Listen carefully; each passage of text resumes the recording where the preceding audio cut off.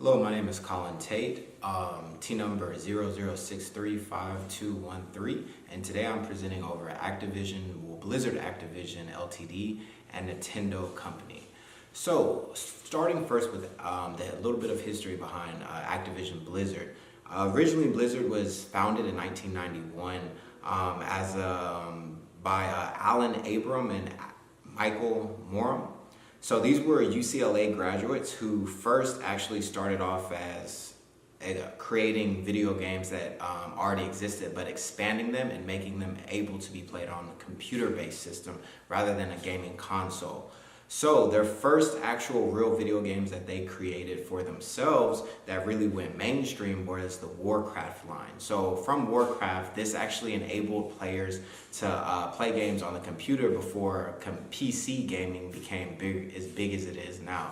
So after Warcraft, they actually created one of the first games that actually took the computer gaming to the next level, which was Warcraft 2. This allowed a multiplayer angle to it. So with the multiplayer system, players from across the world were able to play against each other online on their PC.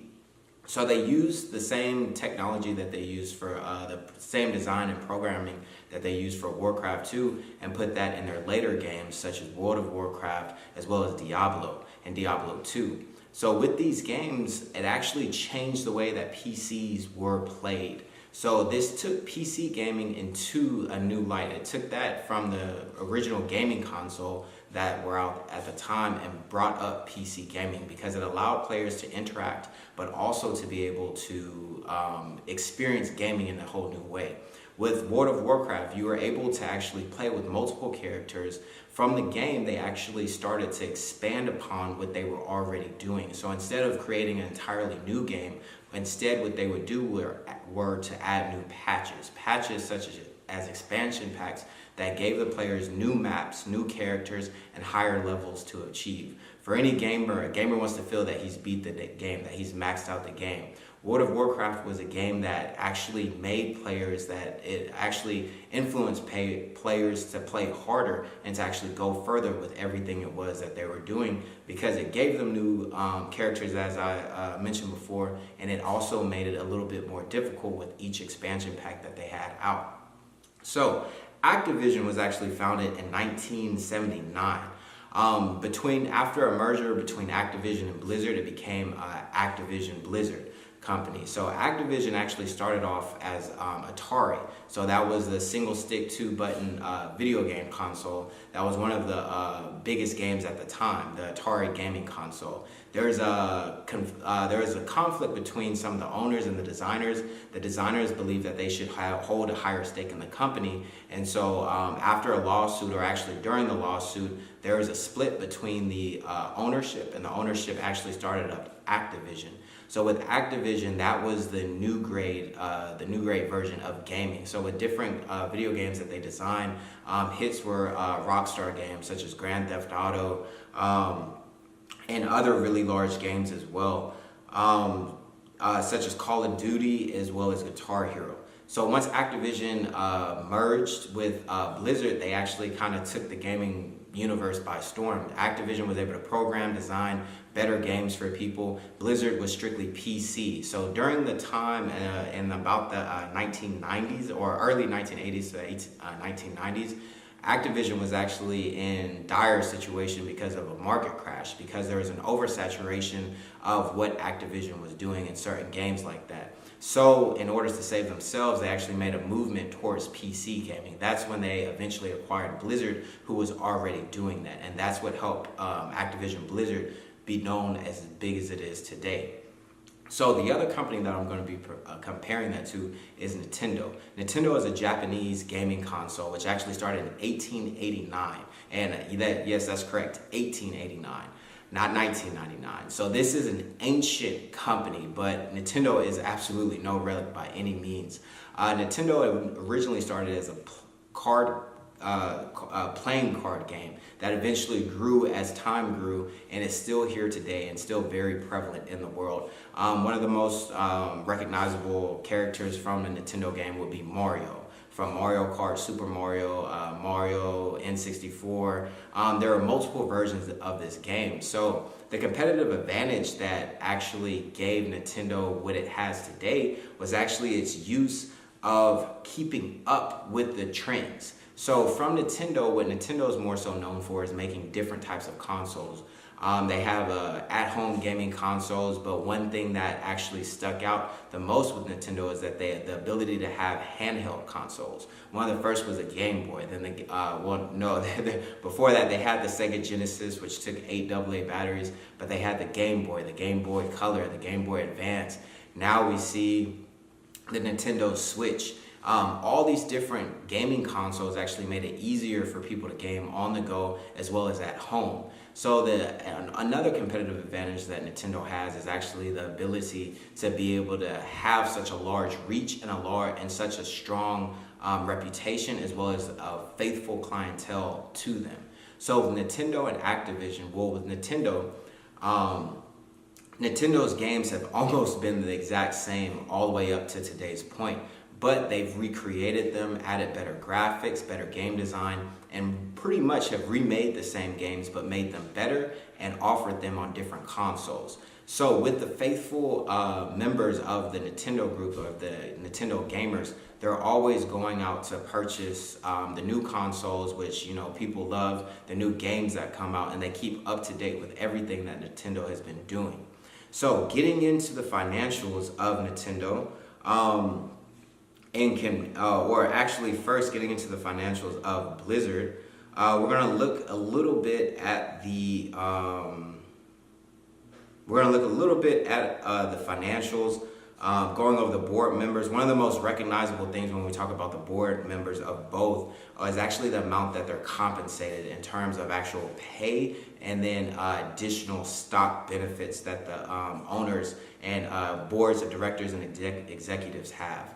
If you look on the American side, which Blizzard is an American company, they're getting paid way more for the same amount of work that their Japanese counterparts are doing for a much lesser pay. Honestly, it's quite real. So with it, it's about $40 million more on the Blizzard side that executives are going to be being paid versus the Japanese CEOs and executives. So when we first take a look at Blizzard Entertainment, so with Blizzard Entertainment, you can see there this is the current and quick ratios of the company. So with the current and quick ratios of the company, what this is going to do is be able to tell how quickly the company is able to pay back its short-term debt. For Blizzard, the thing about current and short-term, with the short-term and quick ratios, with anything that a company wants to do, they want to make sure that ratio is over 1. And so what that's going to do actually for investors is be able to show how quickly a company is going to be paid back if they operate out of debt. So with Blizzard, we see for all these years that their quick ratios and their current ratios were actually over 1. During 2015, there was a significant drop from 2014. So 2014, we see that the current ratio was 2.4 and then 2.5 for the quick ratio. And then we see a major drop down to 1.2 and to 1.2 for actually the current and the quick. So that could mean a couple different things. That could either mean that there is a substantial amount of debt that Activision Blizzard needed to pay off, or it could be the fact that they were reinvesting, or they were investing in themselves and made major purchases that actually, brought them into a little bit of debt. However, since that ratio was still over 1, there wasn't anything to really be concerned about. And then in later years, you see that both those ratios had significantly increased. So when we take a look at Nintendo actually has quite a high current and quick ratio. So all of these are, I believe the lowest one is over 7 for the current and quick when we look at all 5 years.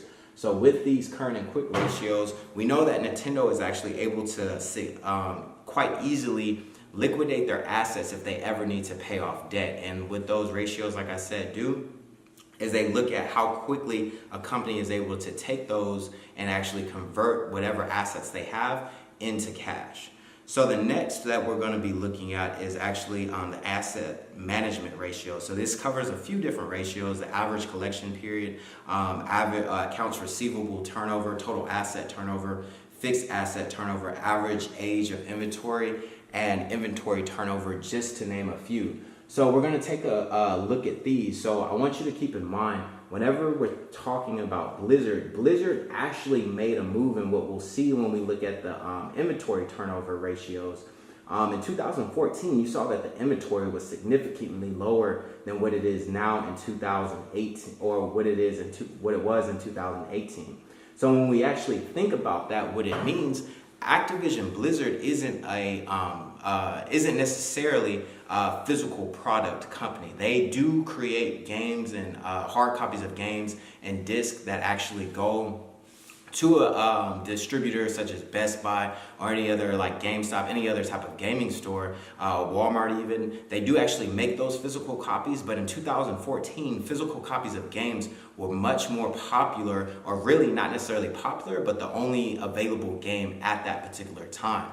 So what we see over time with the same trend that we'll actually see with Nintendo for theirs, and I'll go ahead and let you take a look at that, with their inventory turnover, and I'll tell you the difference between the two, a major difference that you want to point out. But so with the inventory turnover with Blizzard specifically, the original in 2014, the inventory turnover was 8.918. And so what that means is it took 8 days normally for whatever shipment or whatever inventory they had to turn over to know that they needed more inventory. So in 2015, that it went up to 12.886. In 2016, it went to 48.8. 2017, 54.3. And 2018, 58. So it was taking 58 days for their inventory to turn over in 2018. So there's a couple different instances what actually may explain why their inventory turnover rate increased so much. And so what that actually was with the inventory turnover, when we think about it, is from 2014 to 2018, there's been an increase in bandwidth, talking about internet. Right now, fiber optics is a big thing. So not that many people in 2014 had fast enough internet to be able to download games. However, in 2018, there was a large movement to actually download games, to be able to stay at home, download whatever game it is that you wanted to, rather than going out and purchase a hard copy of that game. It just saves space. So I noticed with Blizzard that increased with every single year. With Nintendo from 2014, it went from 2, and then 2015, I believe it was 7, or I'm sorry, 2015 it went to 4, in 2016 it went to 7, 2017 it was 7, and 2018 it went actually back down to 4. So what that means for Nintendo as a company, they actually did their due diligence to realize, hey, it went from us being able to turn over our inventory in 2.5 days to 4 days, and now we're at 7 days. So somewhere in between 2016 and 2017, there was a movement to be able to reduce the amount of inventory that they were actually collecting on hand. Even though Nintendo sells many more physical copies of games and as well as game consoles compared to Activision Blizzard, they still recognize that more people are going to the digital in terms of the actual hard copies of the games. And Nintendo rectified that with a quick solution to be able to make sure that there are digital downloads. So next we're going to look at the debt ratio, or under debt management, we're going to look at the debt ratio for Blizzard and also for Nintendo. So with the debt ratio with Blizzard, our debt ratio is actually not too bad. It's relatively low just because Activision Blizzard isn't a company that necessarily operates off of debt. They have a high ratio. They have a high cash flow, so they actually more so operate off the assets that they have, as well as we saw that their quick and current ratios, they're able to liquidate assets relatively quickly, and that's actually the same for Nintendo. So going into profitability ratios, with some that are listed are operating profit margin, net profit margin, return on asset, return on equity, price to earnings ratio, and market share per value. One that we're going to focus on is actually going to be the operating profit margin. So with the operating profit margin, that's pretty much going to be how much per dollar, how much do you actually sell, or how much per dollar are you actually getting back from all the products that you sell. So taking a look at it, we see for Blizzard from 2014 to 2014 to 2018, it actually remains fairly consistent with 2017 being the exception. Then when we take a look at Nintendo, we see that there's actually a negative profit margin, but then it went back to a positive profit margin. So with that negative, what that could mean is that the company was actually either reinvesting in themselves, or the video game industry maybe was taking a turn for the worse, and they had financially they had a bad year at that particular date, but it means that they were losing money and they were in a deficit during that time. So next, going to market value ratios, we have price to earning per share ratio, market value per share, and book value per share. So what this is actually going to do with these different ratios is actually compare the companies. What these ratios actually do is actually compare the companies, but looking at just one ratio isn't actually a good evaluation of how well the company is actually doing. What you would need to do, which is why there's the market book ratio, is actually compare that to the market, either the market or to a similar company. So when we compare Blizzard and Activision Blizzard to Nintendo, we see that Blizzard is actually doing much better in terms of these ratios currently. However, 2014, again, the price to earnings ratio was in a deficit. But since then, Nintendo has been fairly consistent with their ratios, and Blizzard had a drop off in 2018.